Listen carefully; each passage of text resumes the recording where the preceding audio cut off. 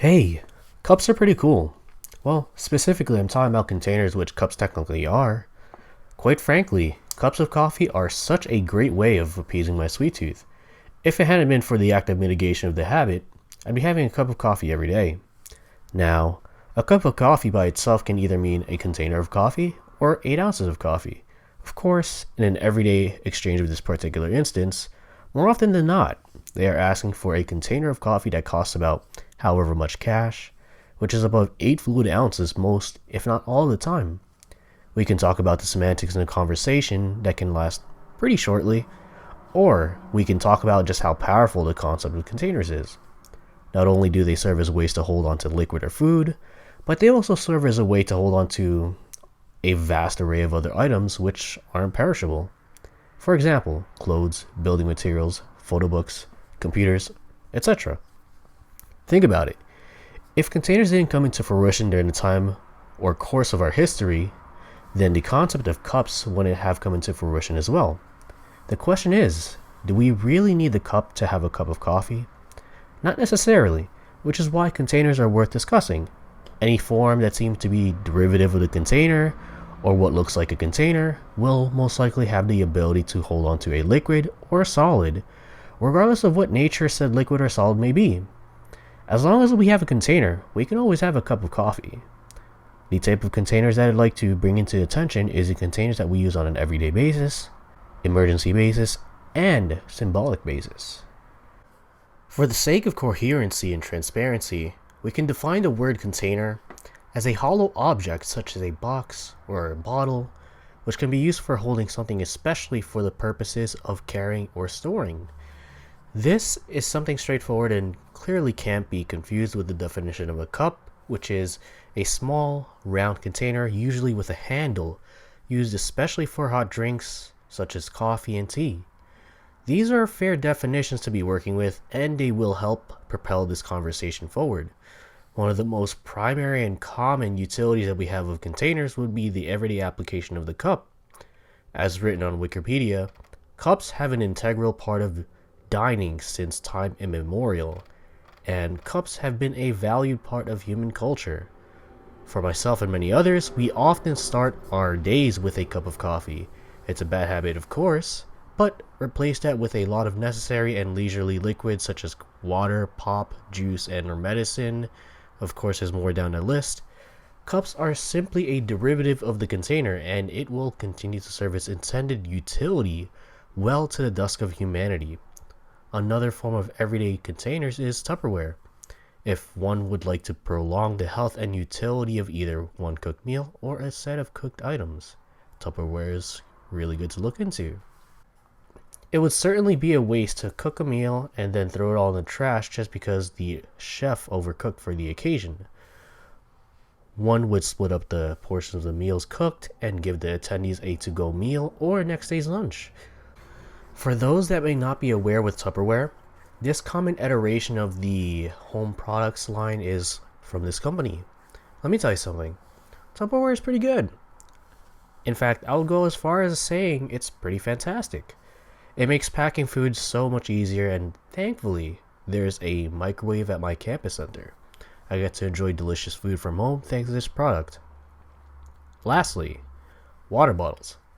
Maybe I'm on a biased footing here, as I always bring a bottle of water when I leave the house, but I'm always sipping on a bottle of water when I'm parched. Technically, I should be sipping more than that, but I'm working on it. This was years ago, and I'm talking high school years. This was during my senior year, and one of my friends had a spare 60-ounce bottle, give or take, that he never used. I forget the fine details, but I'm pretty sure that I bought the bottle from him, and staying hydrated for the next several months was pretty easy thanks to him. Rather, thanks to the bottle. Nowadays, I bring a 16-ounce bottle of water, forget about it, and I realize I had it throughout the entire day once I get back home. Steering the conversation back to containers as a whole, next on the list are specifically for an emergency basis. One container that I would be inclined to include as an emergency mitigator would be the gas can, which can help transport gasoline, and they're usually made out of some dense plastic or aluminum. One of the reasons why I would consider this to be an emergency container is because these days, more often than not, cars are running on gasoline, and if one is forgetful before a long commute, then a can of gas can be a lifesaver during such circumstances.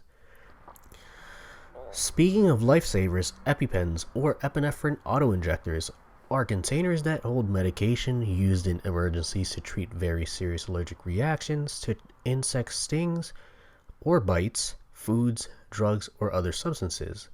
This basically just means that the transportable medical solution that is self-administered per prescription can save someone's life if properly equipped and the person using said equipment is properly educated on its utility.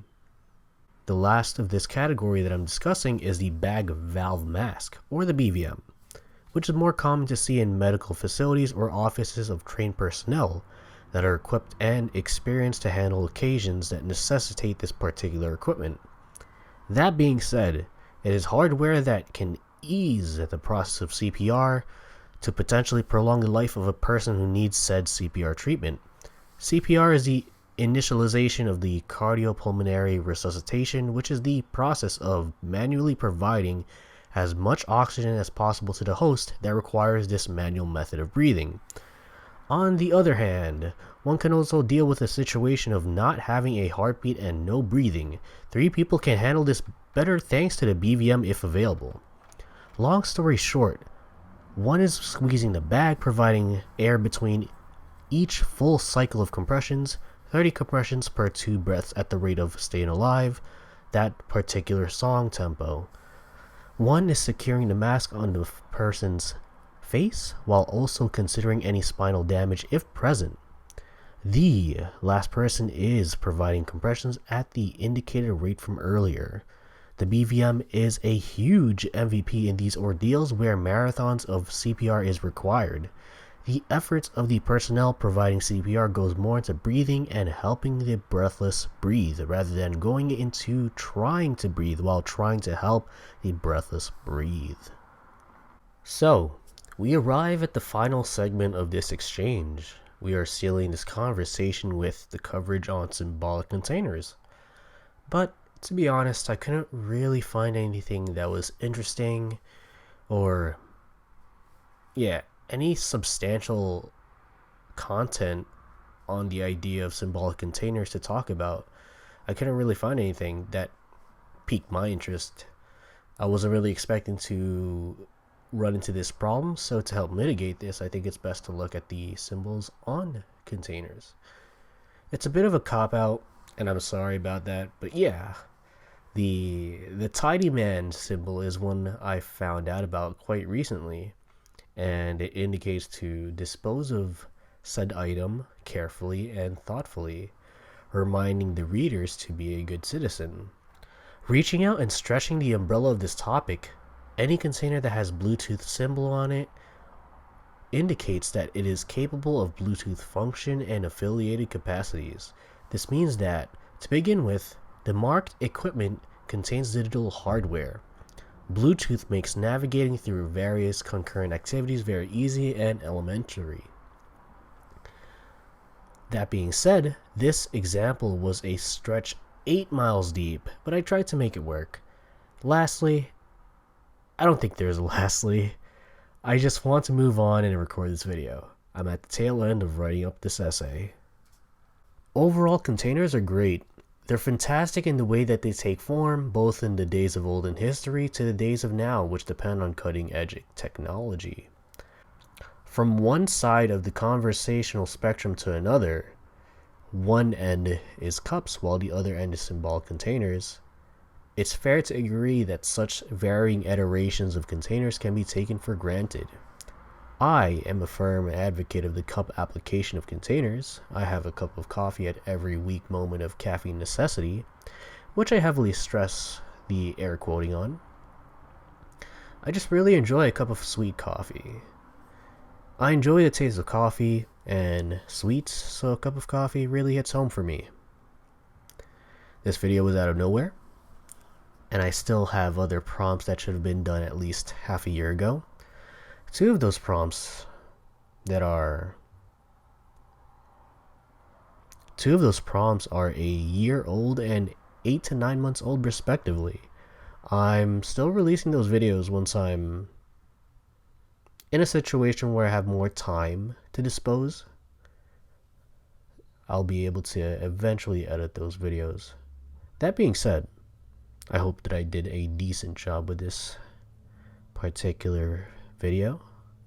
I was bored, so I decided to write about cups. But in reality, I was just thinking about how cups worked, what they were, and then I just decided to write about it. I got to my thesis, and I was like, sure, I guess I'll do this. Yeah, it was pretty cool. I think I'll do this again. More often than not. Speaking of life save.